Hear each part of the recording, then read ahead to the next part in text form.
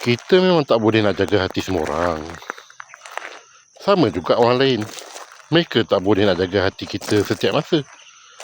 Memang pasti ada benda yang dia buat, dia cakap, kita tak setuju. Tapi tak bermakna kita kena bermusuhan dengan mereka yang berkenaan.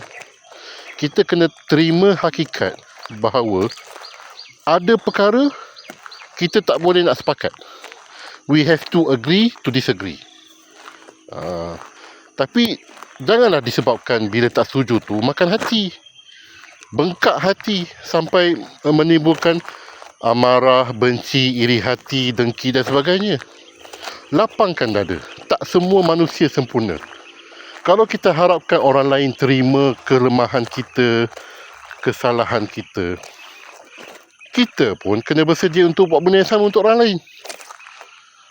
Jangan kalau kita rasa semua orang kena terima semua pendapat aku, semua cara aku tak kira, itu tak boleh lah. Itu maknanya egoistik, sombong, bongkak.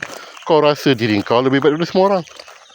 Kita tak tahu dan tak faham keadaan orang lain, bagaimana perspektif mereka, bagaimana mereka mengeluarkan pendapat itu, kita tak tahu.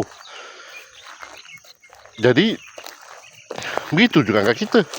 Mereka pun tak faham keadaan kita. Sebab tu dalam banyak perkara, bila ada pencanggahan pendapat, pencanggahan idea, cara terbaiknya adalah berbincang dengan aman, tanpa berpegang teguh kepada ego masing-masing.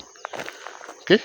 Dan akhirnya, bila tak dapat juga cuba cari jalan untuk bersepakat, just agree to disagree. Okey?